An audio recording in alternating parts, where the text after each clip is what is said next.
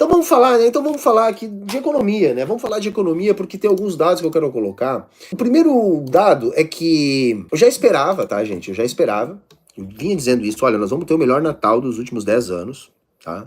E claro, não tô me baseando apenas no olhômetro, no shopping lotado, tá, gente? A gente tem o dado do varejo e a alta que a gente teve foi de 12,2% em relação ao ano passado. A gente tá com melhor massa salarial, gente. Tá? A gente tá com melhor nível de emprego. Claro, tudo isso é relativo, tá, gente? Tudo é relativo. A gente sabe que o subemprego é contabilizado, enfim, que a qualidade do emprego é longe da ideal, mas a gente tá aí com 6,1 de desemprego. Aliás, eu quero dar um outro dado que eu acho um dado interessantíssimo, que é o índice de desconforto, tá? Que está em mínima histórica. O que é o índice de desconforto? É quando a gente tem inflação e desempregos em mínimas históricas juntos, tá? Então, assim, a gente tem hoje uma inflação, nunca se teve, vou explicar melhor, né? Nunca se teve inflação e desemprego juntos em um nível tão baixo no Brasil, tá? Então é por isso que a gente está tendo esse resultado, por exemplo, do varejo de Natal aí com uma alta de mais de 12%. A economia está aquecida, né? Nós não temos nenhum vestígio ainda de inflação de demanda, então não há essa preocupação, tá? A gente recuperou boa parte da capacidade ociosa que a gente estava na indústria, tá? A indústria vem se preparando para crescer, por isso a gente tem dado de formação bruta de capital fixo bom também. O Brasil hoje é o segundo maior destino, tá, de investimento direto, tá, estrangeiro. Isso é um investimento que já é contratado há coisa de 2, 1 ou 3 anos atrás, mostrando que a nossa economia já vinha se preparando para crescer. Por que eu estou dizendo isso? Para que a gente entenda que não há necessidade de um choque de juros para que a gente controle a inflação. O que a gente tem, na verdade, é uma inflação estrutural historicamente alta, né, devido ao grande componente inercial da nossa inflação, e que a gente vai estourar um pouquinho a meta, a gente vai acabar estourando um pouquinho a meta é 3%, mas a gente sabe que tem uma banda nessa meta, e essa banda ela existe para ser usada, então a banda vai ali até 4,5%, e a inflação deve ficar em 4,71%, mais ou menos estável em relação ao ano passado, mas nada fora da nossa própria normalidade. Mas um debate que a gente tem que fazer sobre inflação no Brasil é o seguinte: nós temos capacidade de ter uma inflação de 3%, como era a meta, crescendo mais de 1%? Esse é um debate que a gente tem que começar a parar, pensar e fazer, gente. Tá? O que a gente quer? A gente quer uma economia que não cresça, uma economia absolutamente estagnada, para conseguir forçar a mão numa inflação de 3%, que estruturalmente a gente nunca teve. Ou a gente tem que corrigir essa meta de inflação para que haja margem para que a nossa economia possa crescer. Porque para que a gente consiga entregar uma inflação de 3%, como queria o Banco Central para esse ano, numa meta que estava flagrantemente errada, a gente teria que fazer o que a gente vinha fazendo até então, que era crescer 1%. Então agora nós vamos ter um crescimento de 3,5%, é um crescimento que não é vigoroso, mas é bastante melhor do que 1%, 1,1%, que é o que a gente estava conseguindo crescer antes. Mesmo que às custas de uma inflação pressionada, né? 4,7% é uma inflação que está ali dentro de um limite do aceitável, né? Eu sempre digo, olha, não tem problema em ter uma inflação de 5%, de 4%, desde que não haja aceleração dessa inflação, desde que haja estabilidade do câmbio, né? E que haja uma economia que cresce. Se a gente tiver esses elementos, não vejo maiores problemas na gente ter uma inflação como essa. Então a gente tem alguns dados positivos, né? A gente tem esse dado do varejo, que é um dado interessante, a gente tem espaço na indústria com investimento direto, formação bruta de capital fixo.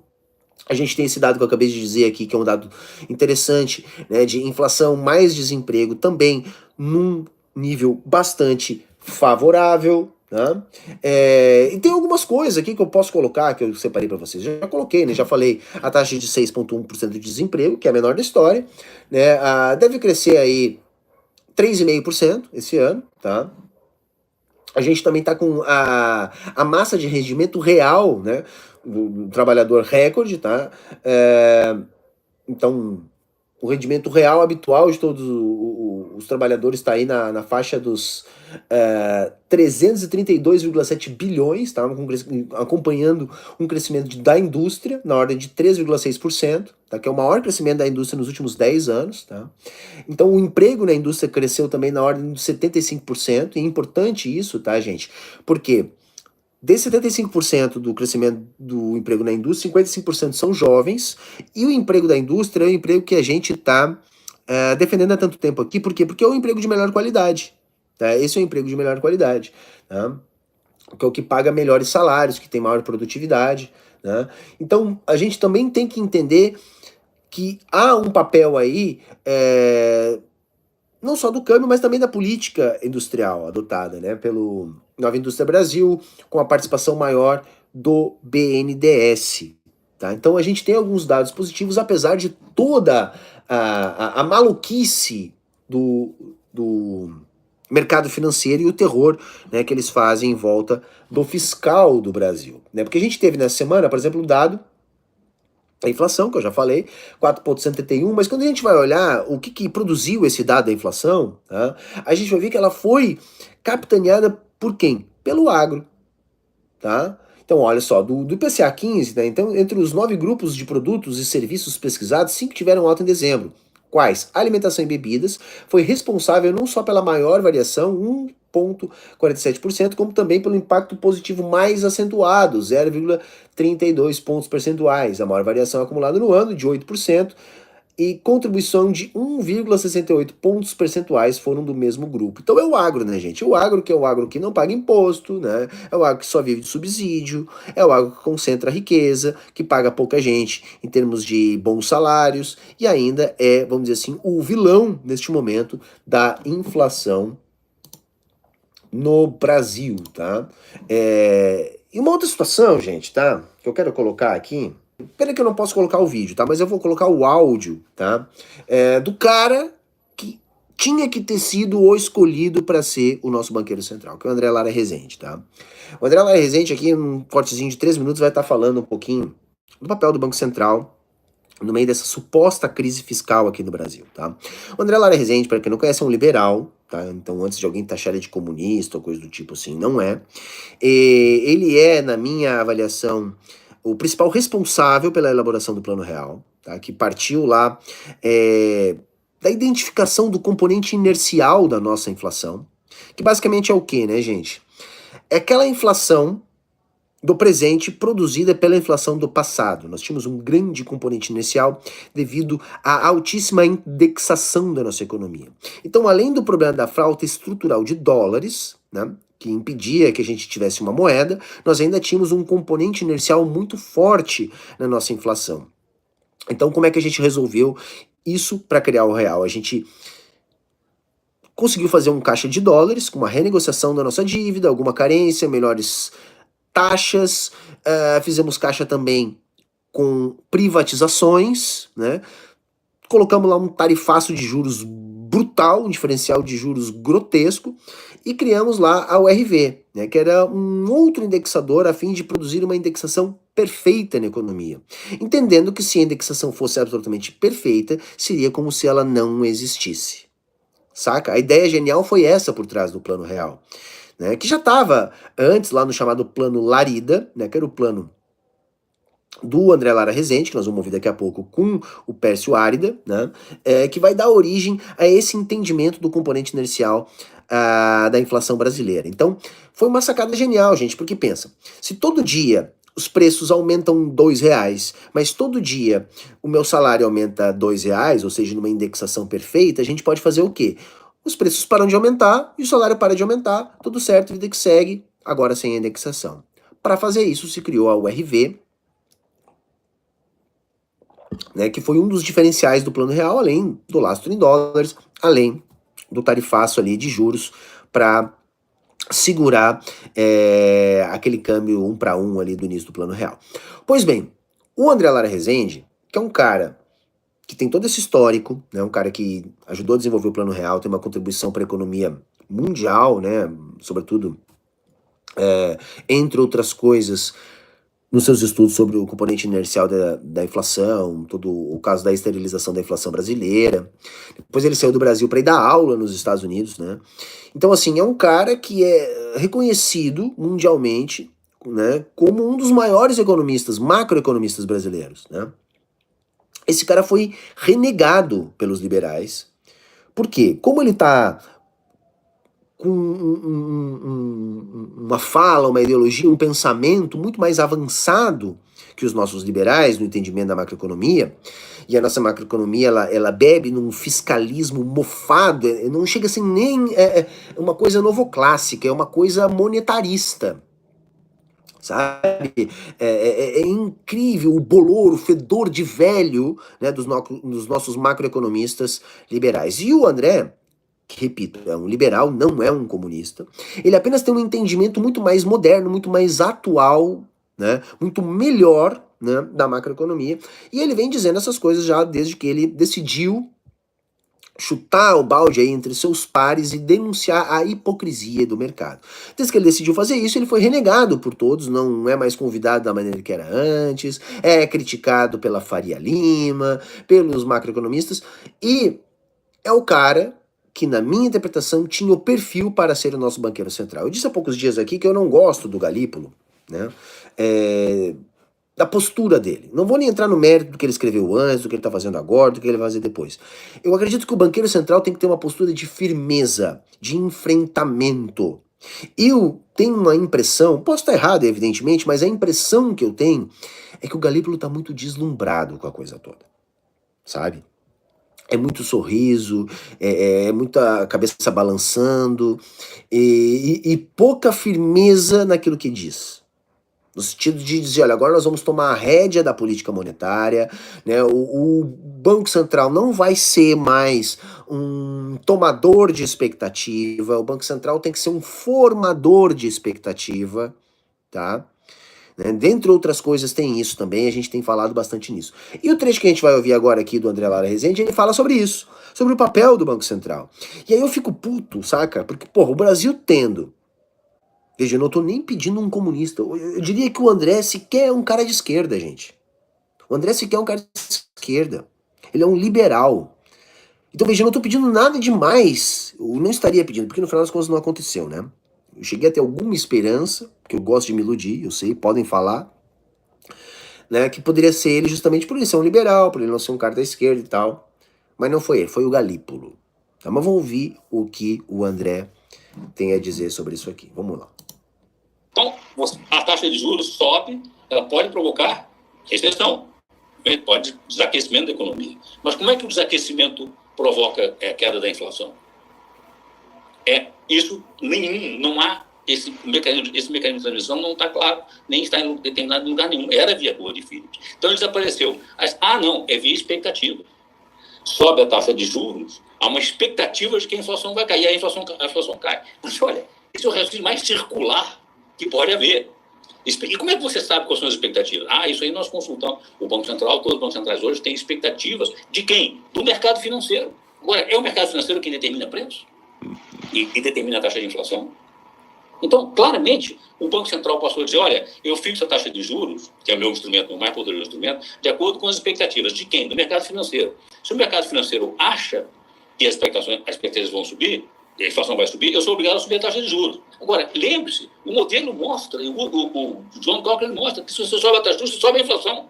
Então é invertido. Ao subir a taxa de juros, você sobe a inflação. Eu só quero pausar aqui, porque na semana passada, eu adaptei um fio do Twitter do Caio Vilela, que é um macroeconomista que eu acompanho bastante e gosto muito do que ele coloca lá, né? Inclusive fica aqui a dica. E eu falei isso, disse, olha gente, o dólar não vai parar de subir, resumindo tudo, tá? Enquanto a taxa de juros de curto prazo não parar de subir. Isso é, tá, um raciocínio contraintuitivo. Eu dei a explicação lá, o porquê disso, baseado no fio do macroeconomista. E eu fico feliz quando eu chego nessas interpretações e vejo um cara que nem o André Lara Rezende vindo aqui e dizendo a mesma coisa que eu disse, né? Então vejam, o Banco Central eleva a taxa de juros para controlar o dólar, para controlar a inflação, e acaba produzindo um efeito contrário. né? É uma das coisas que podem acontecer, a depender de outras variáveis. E o mercado financeiro diz, olha, não, eu estou com expectativas altas de inflação. Por que eu estou com expectativas altas? A história, a narrativa hoje é, por quê? Por causa do risco fiscal. Agora, o que é risco fiscal? O que é risco fiscal? Olha, não, vai haver um déficit e a dívida pública vai subir. Olha, mas o que importa é a relação dívida-PIB. E a relação dívida-PIB tem sido relativamente estável. A não ser quando teve a pandemia, subiu no mundo inteiro, quando teve a crise financeira em 2007, 2008, nos Estados Unidos, no mundo desenvolvido, os bancos centrais obrigados a salvar a economia. O crash provocado por um momento minskiano, como nós comentamos, expandiu brutalmente o seu passivo, da dívida pública, o passivo do Banco Central. Mas isso, em nada, aumenta, não tem nada com você modular pequenas variações com risco fiscal, é profundo, isso é uma invenção. Isso é uma impostura. Eu acho massa. Esse dia, um liberal lá no Twitter chegou pra mim e disse, mas... Como é que ele falou, cara? Nós estamos com a maior dívida nominal da história do Brasil. Caralho, mano, desde quando se olha a dívida nominal, galera?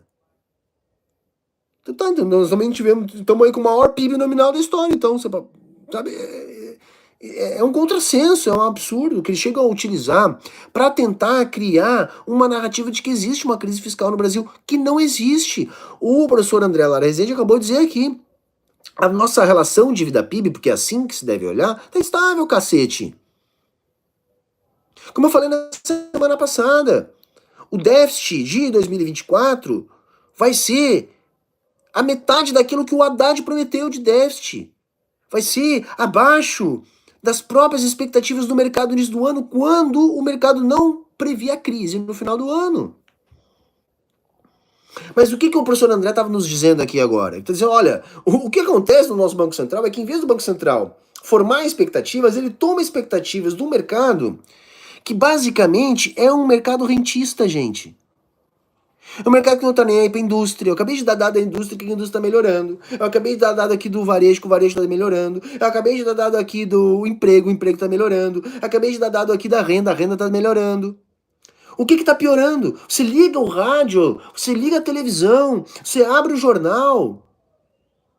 A economia tá no buraco. O Brasil tá quebrado, é o risco fiscal. Aí você vai no shopping e você não consegue estacionar o carro. Em São Paulo, não sei se era São Paulo, Belo Horizonte, agora não lembro. Os caras estavam deixando o carro no meio dos estacionamentos do shopping depois de 3 horas de ficar parado. As estradas estão tudo lotadas. Mas tem risco fiscal. Que cacete de risco fiscal?